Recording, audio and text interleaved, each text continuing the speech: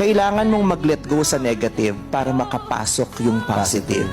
May mga negative tayong pinipilit hawakan kasi kala natin yun na, pero hindi. Kailangan pag-isipan mo kasi baka kailangan mong i-let go yan dahil nag-aantay lang yung positive sa labas, di siya makapasok kasi nakabara yung negative. Diba? And always remember, we deserve that beautiful love.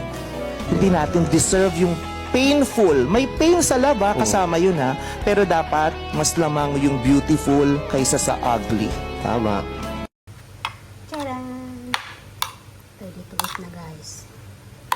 Nag-crave ako ng mangga ngayon na may kasamang cucumber. Kasi nagluluyo na ang ginjan, no? Oh my God.